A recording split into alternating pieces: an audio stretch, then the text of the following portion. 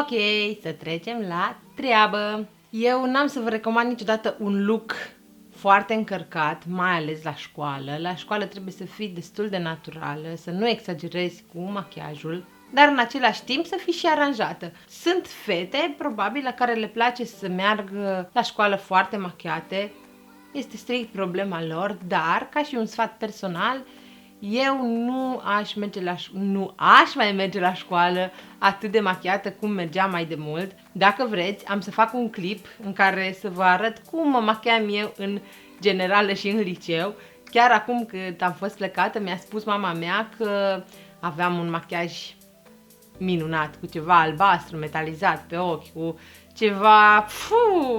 nu vreau să mă gândesc, dar o să caut poze și dacă vreți să fac acest gen de clip, cum mă machiam eu în liceu și în general, am să-l fac. Eu nu am avut acces la foarte multe informații și, bineînțeles că eu mă machiam așa cum vedeam eu și cum mi se părea mie că e frumos, dar voi aveți acces la foarte multe informații și sunteți tinere, aveți un ten frumos, sănătos. Tenul ăsta nu o să-l mai aveți niciodată, așa că încercați cât puteți să nu-l acoperiți cu foarte, foarte mult machiaj. În machiajul de astăzi, de fapt în ideea mea și cum văd eu că ar trebui să fie o domnișoară, o fată la școală, este ceva foarte, foarte natural. Ok, în primul rând curățăm tenul, mi-am cumpărat această soluție micelară de la Garnier, Pure Active. Acum mi este cam uscat tenul. Mi-am făcut sprâncenele înainte. Nu mi-a luat foarte mult pentru că am puține goluri, dar am zis să nu mai pierd timpul filmând cu chestia asta și să le fac înainte. Astăzi eu m-am gândit la un look mai glowy, mai natural, în care n-am să folosesc produse care conțin multă pudră sau mult silicon sau care încarcă tenul. Am să folosesc produse cât mai legere. Eu îmi hidratez fața cu această cremă de la Kiehl's pe care v-am mai arătat-o. Îmi pun în mână cam așa, iar apoi hidratez bine fața. Îmi sunt foarte uscate buzele în perioada asta. Trageți crema și pe urechi și pe gât, un pic așa în jos, pe frunte. După ce am terminat cu hidratarea, am să aplic un iluminator de la Iconic London. Este un iluminator lichid.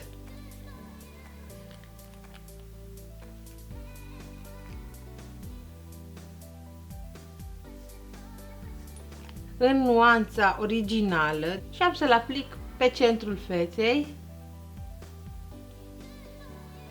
și cu o pensulică de genul acesta de la Kim de Suzana Petre cu numărul FM20 am să încep să distribui produsul pe toată fața. Chiar dacă arată ciudat la început, să știți că nu o să mai arate chiar așa.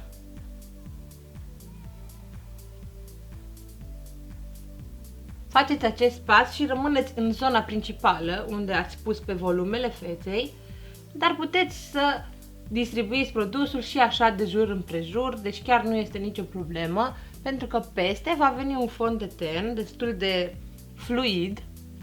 Am văzut un iluminator de genul acesta și la Sleek, așa lichid, pentru că îmi doresc efectul acesta de glowy skin, de asta am aplicat așa și este foarte, foarte pigmentat acest iluminator, iar mie îmi place să-l am pe toată fața. Știu că arată foarte ciudat acum, dar vă promit că nu o să mai arate chiar așa și o să arate chiar frumos. Acum să trecem la pasul următor. Am să aplic fondul de ten. Am ales să folosesc astăzi fondul de ten de la L'Oreal Nude Magic. Este un fond de ten foarte, foarte lichid. Se aude. Am nuanța 140 și 150. Nu cred că sunt momentan culorile mele, dar îmi doresc să folosesc acest fond de ten. Cred că mi-ar trebui o nuanță un pic mai deschisă. Am să-l pun direct pe burețel pentru că este foarte, foarte lichid și am să încep să blenduiesc.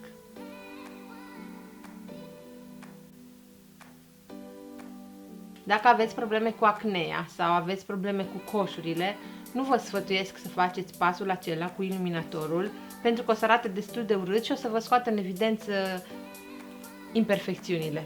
Parcă totul revine la normal acum, așa-i? Îmi place foarte mult acest fond de ten pentru că este destul de fluid. Nu încarcă foarte, foarte mult să mă deranjeze. Să știți că acest fond de ten se compară foarte, foarte mult cu cel de la Armani Luminous Silk. Sunt foarte apropiate ca și textură. Iar acesta de la L'Oreal, chiar ieri sau alaltăieri l-am văzut pe un site, era și la reducere, vreo 43 de lei sau 44 de lei. Dacă am să mai găsesc link-ul, că nu mai țin minte exact pe ce site l-am văzut, am să vi-l pun în cutia cu descriere. După ce am aplicat fondul de ten, am să aplic un concealer. Acesta este de la Catrice, în nuanța 020 Light Beige. Și aplic foarte, foarte lejer aici. Vedeți că aici este o linie care face umbră. Eu am cearcănele umflate, de asta arată așa. Dar aplicați concealerul exact pe umbră. Adică așa. În cazul în care mai aveți imperfecțiuni pe față, un coșuleț aici colo, puteți să aplicați puțin cu degetul sau cu o pensulică mai subțire. Puteți să aplicați exact pe imperfecțiunea respectivă și să blenduiți ușor, ușor cu degetul. Am să blenduiesc doar aici sub ochi. Acum am să fixez cu pudră. Am ales să folosesc pudra de la Charlotte Tilbury în nuanța 02. Iar această pudră am să o pun strict sub zona ochilor, dar foarte, foarte lejer, cu o pensulă de la Real Techniques Setting Brush. Aceasta este pensula de la Real Techniques. Mie îmi place foarte mult. Îmi place mult și forma ei, dar am mai povestit despre această pensulă. Și nu tapotez produsul în piele, efectiv îl șterg, dar foarte, foarte lejer, ca să nu încarc tenul. Fixez doar zona de sub ochi și zona nărilor. Puteți folosi și o pudră translucidă. Okidoki. Acum am să folosesc un bronzer. L-am ales pe acesta de la Too Faced. Este destul de folosit acest bronzer, îmi place tare, tare mult. Pensula este de la Kim de Suzana Petre cu numărul FG22. Este o pensulă teșită.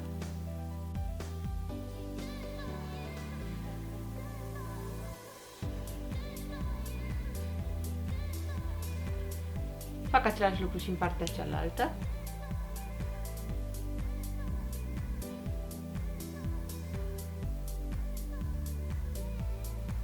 Firul ăsta de aici mă super exasperează. Ca iluminator am să-l folosesc pe acesta de la MAC. Se numește Show Gold. Cu pensula de la Morphe numărul M501, care arată așa. Iar apoi pe cel mai înalt punct al pometelui. Îmi place că are irizații roze și urc un pic și pe arcadă cu același iluminator. Dacă nu vă plac irizațiile roze, puteți folosi irizații aurii sau puteți folosi un iluminator care nu reflectă atât de tare lumina. Sunt iluminatoarele acelea un pic sidefate. Puteți să adaptați acest machiaj exact după gustul vostru. Am să-i aplic un pic de iluminator deasupra sprâncenelor, pentru că mie îmi place să fie și pe vârful nasului, deasupra buzelor. După ce am aplicat iluminatorul, am să aplic blush-ul. Blush-ul este tot de la MAC. Este blush-ul meu preferat, Peachy Keen.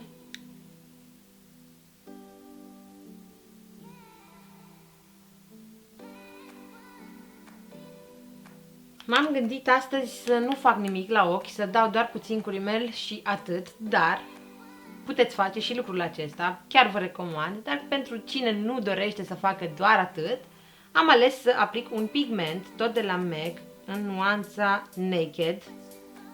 Așa arată. Este foarte natural, un bej așa, cu irizații foarte, foarte ușoare de lumină. O pensulică mai lată așa, de la Sigma E60 și aplic pe pleoapa mobilă.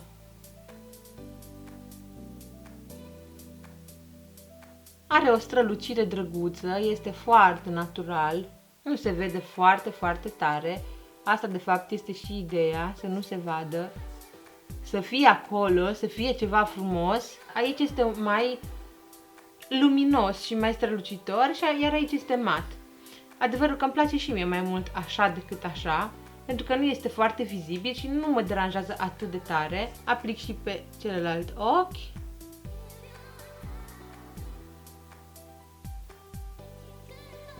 Îmi doresc doar să iluminez un pic în colțul interior al ochiului și am ales Mary Luminizer de la The Balm. Acest iluminator îl puteți folosi și în locul celui de la MAC, deci fără nicio problemă. Este un iluminator bun, prețul lui este unul destul de bunicel, 60 sau 70 de lei. Stai să și deschid. Mi-a căzut o bucățică din el. Eu îl am de ceva vreme și nu m-am plictisit de el. Am să aplic un pic din acest iluminator în colțul interior al ochiului, cu o pensulă micuță și un pic și aici, sub arcadă, dar foarte, foarte puțin. Am ajuns deja spre final, am să mă dau cu rimel. Am descoperit un rimel care îmi place foarte mult, de la Essence, Lash Princess. Am dat pe el 27 de lei din Auchan.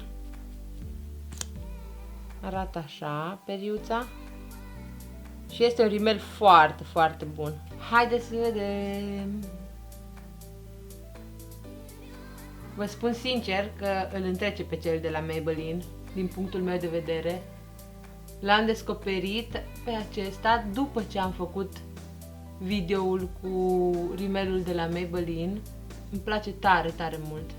Eu zic că arată destul de bine pentru un singur strat. Am să-mi aplic un gloss de la Victoria's Secret, Holographic Gloss. Nu știu cât se observă, dar este așa cu irizații roze. Puteți să aplicați și un ruj nude dacă nu vă plac glossurile. Eu pentru asta optez.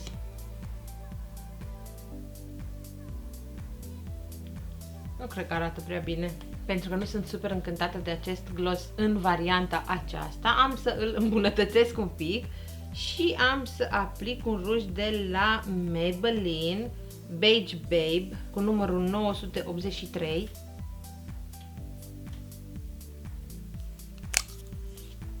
Care arată așa.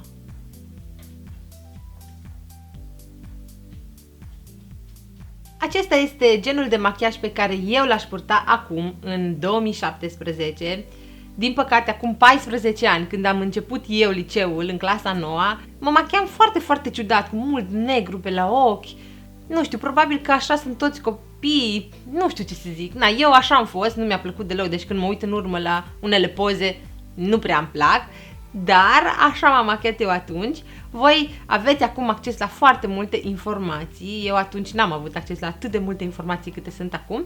Alegeți părțile cele mai bune, părțile care credeți că vouă vi se potrivesc. Acesta este videoul de astăzi. Eu sper că v-a plăcut. Dacă v-a plăcut, nu uita să-mi dai un like, să te abonezi canalului meu de YouTube dacă nu ai făcut-o deja. Iar noi ne revedem data viitoare cu un nou clip.